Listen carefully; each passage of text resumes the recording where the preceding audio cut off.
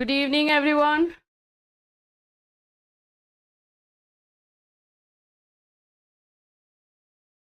Hello Siya. आज का हमारा जो क्लास होने वाला है वो है अवध यूनिवर्सिटी सेकेंड ईयर के बच्चों के लिए। कल नहीं हो पाए, कल हम लोगों ने सिद्धार्थ यूनिवर्सिटी सेकेंड ईयर का किया था। आज ये क्लास सेकेंड ईयर के जो फर्स्ट पेपर होता है जिसको ही टफ पेपर बोलते हैं, सेकेंड ईयर में अवध यूनिवर्सिटी का जो पहला पेपर है वही टफ है। एजुकेशनल एडमिनिस्ट्रेशन वही टफ पेपर है, उसी को आपको ढंग से जो है देखना है। तो चलिए उसी को हम लोग जो है देख लेते हैं। पेपर वैसे थोड़ा सा समझने वाला है, अगर आप ये सोच करके चलोगे कि इजी वे में हो जाएगा तो नहीं, क्योंकि एजुकेशनल डिपार्टमेंट से रिलेटेड क्वेश्चन है कि एडमिनिस्ट्रेशन जो है किस तरह से चलता है, किस तरह से चीजें जो है चलाई जाती हैं, उससे रिलेटेड क्वेश्चन रहेगा, तो थोड़ा सा समझना पड़ेगा। ठीक है। Good evening Sneha. तो अवध यूनिवर्सिटी के जो भी बच्चे हैं क्लास को लाइक कर दोगे, ठीक है। और जो भी अवध यूनिवर्सिटी का आपका ग्रुप है, आप लोग क्लासेस करते हो, वहाँ पे आप शेयर कर सकते हो ताकि ज़्यादा से ज़्यादा स्टूडेंट जुड़े। देखो, educational administration Awadh university second year tough paper मानते हैं ये। मैं भी पर्सनली मानती हूँ कि जिनको एजुकेशनल एडमिनिस्ट्रेशन के बारे में कोई आइडिया नहीं है उनके लिए थोड़ा सा टफ है, नो डाउट, इसमें कोई डाउट नहीं है। लेकिन फिर भी हमें समझना तो पड़ेगा, हमें करना तो होगा ही, तो उसी के बारे में है।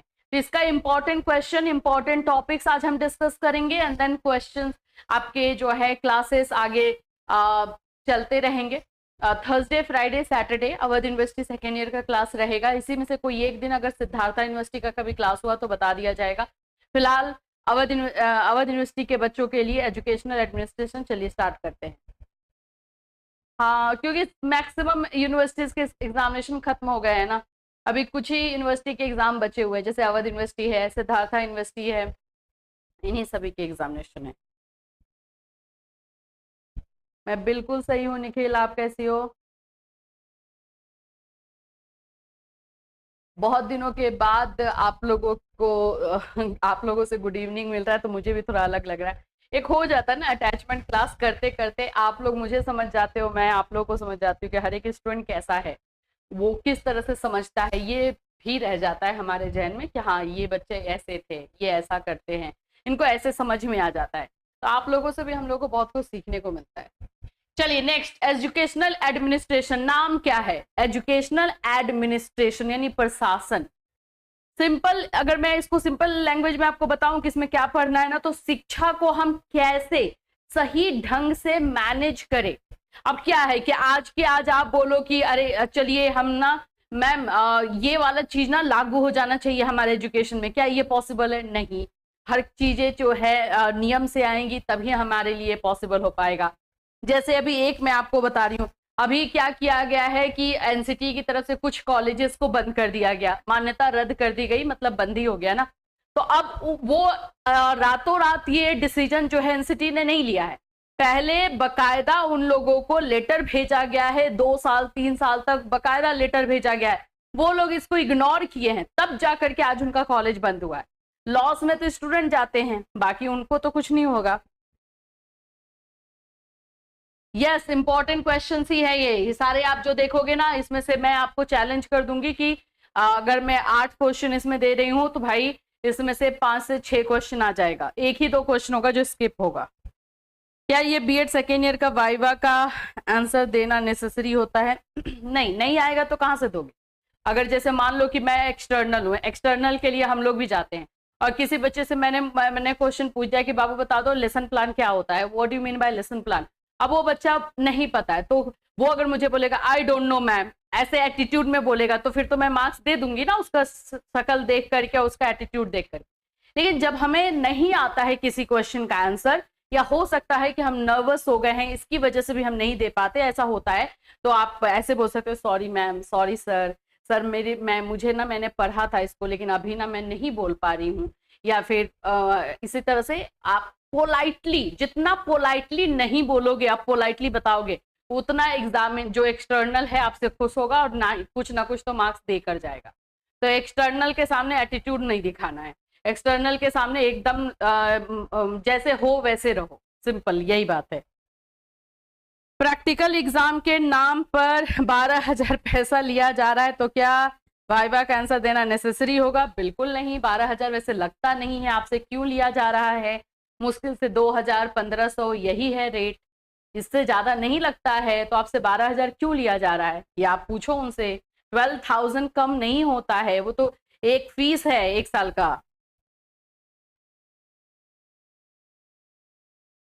चलिए अच्छी बात है निखिल। मैं भी इधर में जो क्लासेस नहीं ले रही थी ना, तो कहीं कहीं पर जो है एज अ एक्सटर्नल मैं भी गई हुई थी, तो मैं भी क्वेश्चन ही पूछ रही थी। अब मुझे मेरे दिमाग में भी आ रहा था कि मेरे खुद स्टूडेंट कहीं पर प्रैक्टिकल के लिए जा रहे होंगे, उनसे इसी तरह से क्वेश्चन पूछा जा रहा होगा, तो मैं भी थोड़ा सा पोलाइटली ही क्वेश्चन पूछती हूँ। अगर किसी बच्चे को नहीं आया, हाँ एटीट्यूड सामने नहीं दिखाना चाहिए। मेरा दिमाग गर्म होता है कि सामने से अगर आप ढंग से बात ना करो, एटीट्यूड दिखाओ या फिर एक्स्ट्रा बटरिंग करो, वो भी नहीं पसंद, तो वो सब नहीं होना चाहिए। अदरवाइज जैसे हो वैसे रहो ना भाई, सिंपल है। बात करने का एक वे होता है, वो फॉलो करो, सिंपल, और कुछ नहीं। चलिए वेरी गुड निखिल,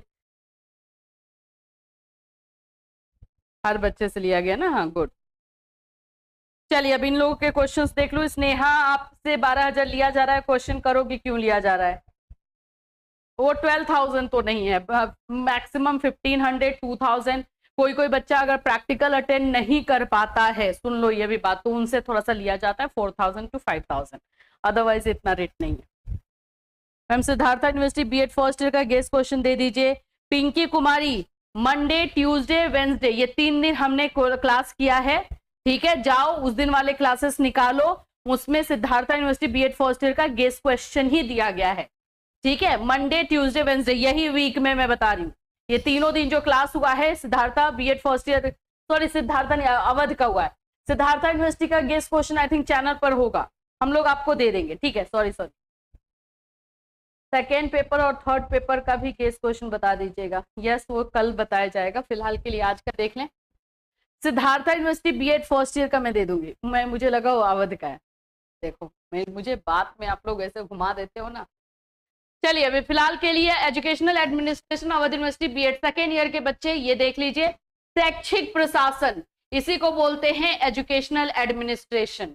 सबसे पहले तो इस वर्ड का मीनिंग समझ लेना कि ये क्या होता है, ठीक। एजुकेशनल एडमिनिस्ट्रेशन, इसका मीनिंग, इसके ऑब्जेक्टिव्स, ये क्यों बनाया गया है, जिसको कि हम उद्देश्य बोलते हैं, ये पूरा अच्छे से। अब इसको सिंपल तरीके से अगर मैं समझाने की कोशिश करूं आपको, तो एजुकेशनल एडमिनिस्ट्रेशन वो होता है जिसके जरिए जो है हम एजुकेशन को किस तरह से आगे लेकर के जाएंगे, कैसे उसको चलाएंगे, वो काम करता है। इसमें पूरी तरीके से एजुकेशन को आगे ले जाने के लिए ड्यूटीज, जो रोल होते हैं वो सब डिवाइड किए जाते हैं। तो आप लोगों का एजुकेशनल एडमिनिस्ट्रेशन का पहला क्वेश्चन तो यही रहेगा। सेकेंड क्वेश्चन है मानसिक स्वास्थ्य का अर्थ क्या है, meaning and definition of mental health.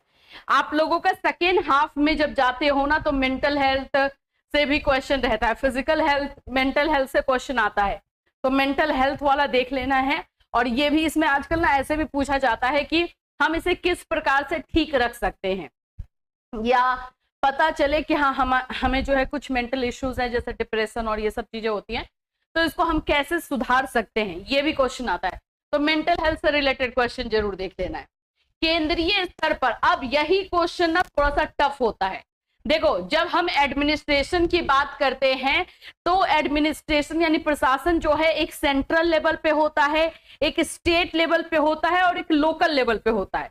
For example जैसे कि दिल्ली में जो गवर्नमेंट बैठी है, वो जो है एजुकेशन से रिलेटेड नियम बना रही है, तो वो नियम दिल्ली में और बाकी जगहों पर लागू हो रहा है। लेकिन यहाँ पर ये कहा गया है कि दिल्ली से दूर बहुत सारे ऐसे राज्य हैं, बहुत सारे ऐसे जगह हैं जो कि दिल्ली के एटमॉस्फेयर या फिर दिल्ली के एनवायरनमेंट से कंप्लीटली अलग है, राइट। वहां पर उनकी सोसाइटी अलग है, उनका काम, बहुत सारी चीजें अलग है। तो सेम एजुकेशन सिस्टम अगर हम वहां लागू करें, उसी तरीके से करें, तो क्या वो सक्सेसफुल होगा? नहीं। तो यही है कि सेंट्रल लेवल पर एडमिनिस्ट्रेशन कैसे होता है, स्टेट लेवल पर, राज्य लेवल पे जो है एडमिनिस्ट्रेशन कैसे होगा, लोकल लेवल पर जो गांव है, जो आप बोल सकते हो छोटे शहर होते हैं, स्मॉल टाउन होते हैं, वहां पर किस तरह से मैनेज होते हैं, जो डिस्ट्रिक्ट लेवल पे हम बोल सकते हैं, जिला लेवल पे कैसे मैनेज होता है। तो ये वाला क्वेश्चन बहुत इंपॉर्टेंट है। केंद्रीय स्तर पर शिक्षा प्रशासन, इसके आपको सेंट्रल लेवल पर एजुकेशनल एडमिनिस्ट्रेशन में आपको जो है ये कैसे मैनेज किया जाता है, इसकी विशेषता क्या है, इसके उद्देश्य क्या है, सब कंप्लीट करना है, क्योंकि ये क्वेश्चन आपको लॉन्ग में पूछेगा। 15 मार्क्स वाले क्वेश्चन में ये रहेगा, तो इसमें कम से कम 5 से 6 पेजेस लिखने होंगे, तो इसलिए इसको अच्छे तरीके से कंप्लीट करना, और ये आता है सेंट्रल लेवल वाला बहुत ज्यादा पूछा जाता है। आ जाते हैं 4th नंबर, पर्यवेक्षण का अर्थ क्या है, सुपरविजन क्या होता है, सुपरविजन का मतलब क्या है, इसके उद्देश्य क्या है, इसके ऑब्जेक्टिव्स क्या है, वो देखना होता है। पीपीयू के कॉलेज बीएड फर्स्ट ईयर में प्रैक्टिकल एग्जाम के लिए 5, अरे वाह, यहाँ पे तो लूटा जा रहा है, अच्छी बात है। ये तो बहुत बहुत गलत हो रहा है भाई। तो ये तो हम लोग बहुत अच्छा कर रहे हैं, आप लोगों को एक तरह से बचा ही रहे हैं, क्योंकि हम जिस कॉलेज में एडमिशन करवा रहे हैं वहां पर हम कॉलेज वाले से ये एक रिटन वे में ले ले रहे हैं कि आप जो 50,000 में 2 साल का बच्चे का बीएड करवा रहे हो, उससे 1 रुपए ज्यादा नहीं लगेगा, इवन बच्चे का एग्जामिनेशन फीस नहीं लगेगा, बच्चे का प्रैक्टिकल फीस नहीं लगेगा। ये तो बहुत बड़ी बात है ना, क्योंकि प्रैक्टिकल के नाम पे तो पैसा यहाँ पे पूरा अच्छे से ऐंठा जा रहा है। तो ये पहले से ही कॉलेज वाले जब रिटन वे में दे देंगे, लिख करके दे देंगे, तो कोई टेंशन ही नहीं, ये ज्यादा अच्छा है, तब तो हम अच्छा काम कर रहे हैं। थैंक यू बोलना चाहिए आप लोगों को। अच्छा, फेल भी कर दिया जाएगा, थोड़ा सा बिहार में तो है, बिहार का फीस भी आप लोग देखते हो कि अच्छा खासा है, और बाकी जैसे यूपी में 50,000 में दोनों साल में आपका बीएड करवाया जा रहा है, यहाँ पे बिहार में तो 1.5 लाख ऐसे ही लग जाए, 1.5 लाख तो मैं मिनिमम बता रही हूँ, अदरवाइज 160, 180 ऐसे 2 तक भी चला जाता है।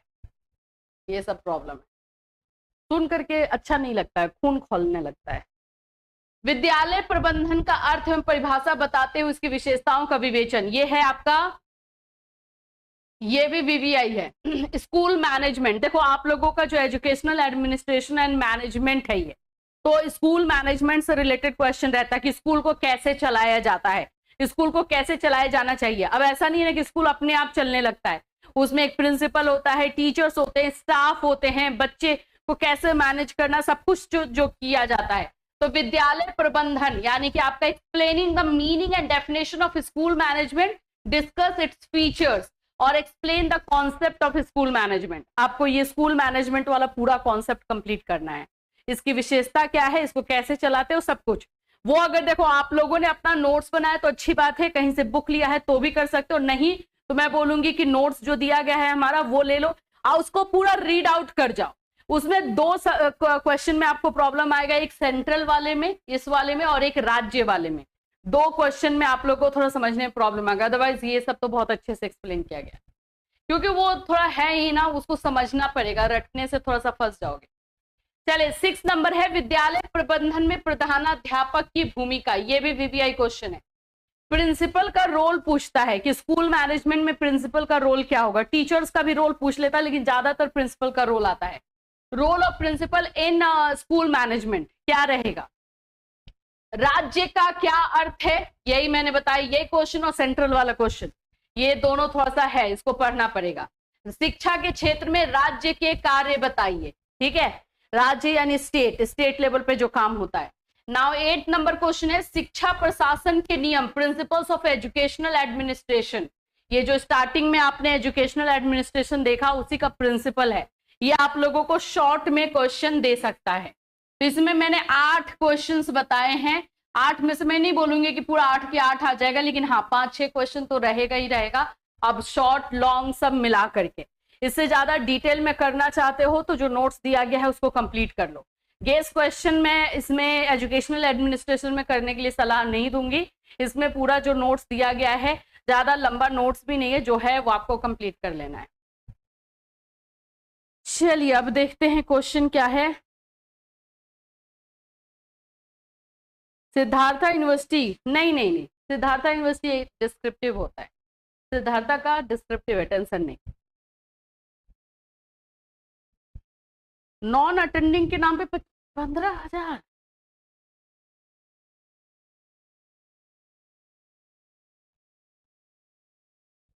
बैच में तो मैं सोच रही थी कि ये नोटिफिकेशन दे तब मैं पढ़ाऊँ, पहले फॉर्म फिलअप खत्म हो जाए फिर मैं पढ़ाना स्टार्ट कर दूंगी।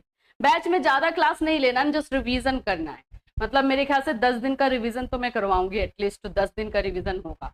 तो सारी चीजें जो यही सब है, जो मेन मेन क्वेश्चन है उसको एक बार हम लोग डिस्कस कर लेंगे। और जो सेंट्रल वाला क्वेश्चन है और स्टेट वाला क्वेश्चन है उसमें फंसते हो आप लोग, उसको अच्छे से एक्सप्लेन कर दूंगी ताकि दिमाग में बैठ जाए, पिक्चर वाइज दिमाग में बैठ जाए। फिर एग्जाम में क्वेश्चन कैसे लिखना है, फ्लो चार्ट कैसे बनाना है, ये सब तो देखते हैं। अगर नहीं, अगर डेट आता है, मैं वेट कर रही हूँ जून खत्म होने का। 5 जुलाई से सुनने में आ रहा है कि 5 जुलाई से डेट शीट आ सकता है, 5 से 10 के बीच में। तो जैसे ही आ जाता है वैसे क्लासेस स्टार्ट करेंगे, आप लोगों में भी एक जोश रहेगा, मेरे में भी रहेगा।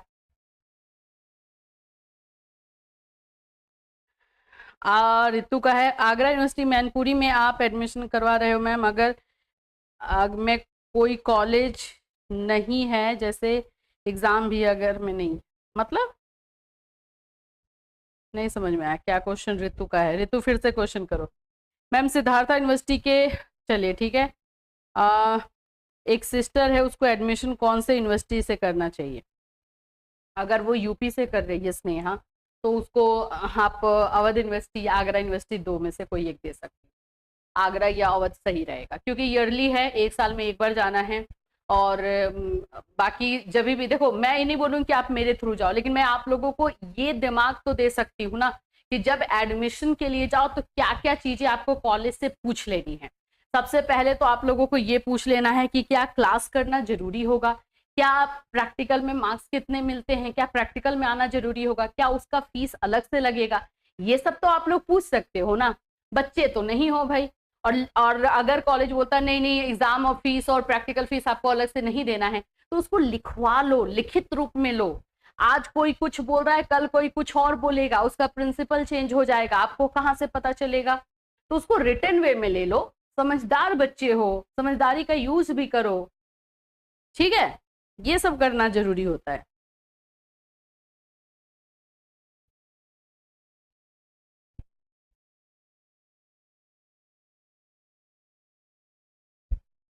एसयू का बता दीजिए, एसयू का क्या पूछ रही हो बाबू?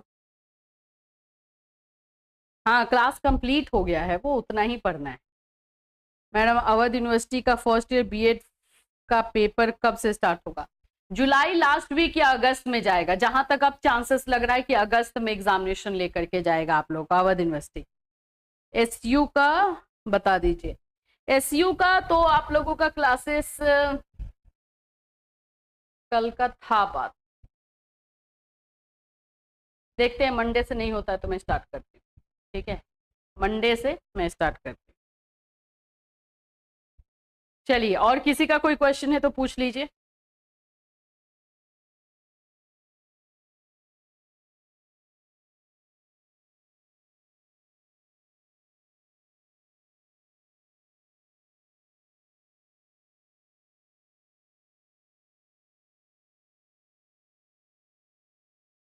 एक सेकंड रुकना।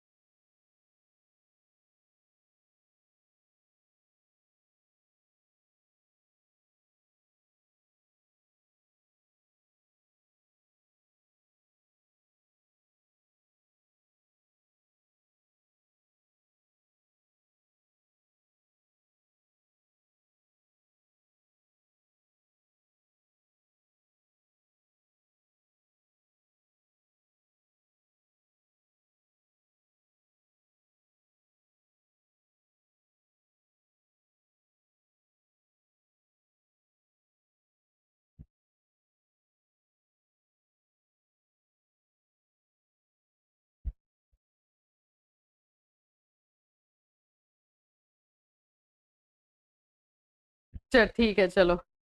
अगर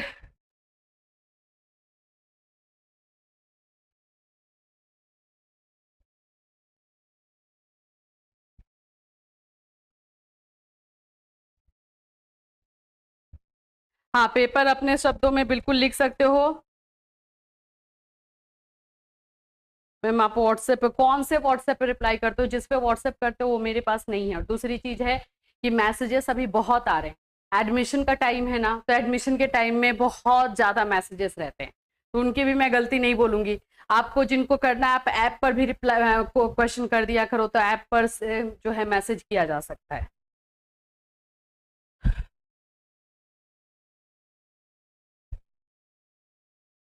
गेस क्वेश्चन दे दिया गया है जया, गेस क्वेश्चन अगर बैच में जाकर के देखोगी उसमें दे दिया गया है। ठीक है। बीएड फर्स्ट ईयर 2024 में प्रैक्टिकल फाइल्स के लिए बोली थी, आप कुछ रिप्लाई नहीं दी। प्रैक्टिकल फाइल हम लोग नहीं देते हैं, इसमें रिप्लाई देने वाली बात ही नहीं है। प्रैक्टिकल फाइल हम नहीं देते, ये क्लियर है। प्रैक्टिकल के लिए मैं 10 बार बोल चुकी हूँ कि आपको आपके कॉलेज वाले बताएंगे, क्योंकि हर एक कॉलेज में प्रैक्टिकल का फाइल अलग अलग बनता है।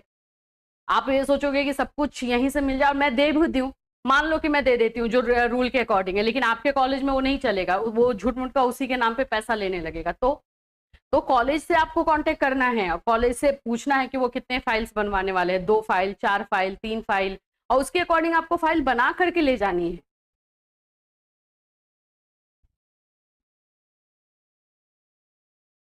मैं, मेरी सिस्टर का एडमिशन कराना है, आगरा के कौन से कॉलेज में एडमिशन ले बता दो। अगर रितु, अगर उन्होंने यूपी एंट्रेंस एग्जाम दिया है तो आप एनसीटी के साइट पर जाओ, जो कॉलेज आपको वहां पर दिखाई दे रहा है, जो उसमें आपको दिखाई दे रहा है कि हाँ इसका मान्यता है, उसी में लो। अभी फिलहाल आज का वीडियो जरूर देख लेना। आज बहुत सारे कॉलेजेस को, जो अच्छे अच्छे कॉलेज थे आगरा यूनिवर्सिटी के, जो आगरा में थे, उनको जो है बंद कर दिया गया है। तो ये सब जरूर देख करके कर लेना। वैसे आगरा के बारे में जो भी अच्छे कॉलेज थे वो अभी फिलहाल बंद हो गए, मान्यता रद्द हो गई आज ही के आज, तो इसमें बताना भी नहीं है। बस ये है कि उसकी मान्यता होनी चाहिए, अच्छा बुरा से कोई मतलब नहीं, उसकी मान्यता रहे, ये जरूरी है। ठीक है, चलिए। ब्लू स्केच नहीं, स्केच यूज नहीं करना है, ब्लू बॉल पेन और डॉट पे, जो ब्लैक डॉट पेन है, जो डॉट बॉल पेन होता है वही यूज करना, ब्लू एंड ब्लैक। ठीक, चलिए, thank you so much, take care. कल मिलेंगे। कल हम लोग जो है बाकी जो इसके 2 पेपर हैं इसी में है, उसका जो है गेस क्वेश्चन करेंगे। ये सब गेस क्वेश्चन आप लोग को मैं बता दूंगी ताकि इसका भी तैयारी आप लोग प्रिपरेशन कर लो। Take care everyone.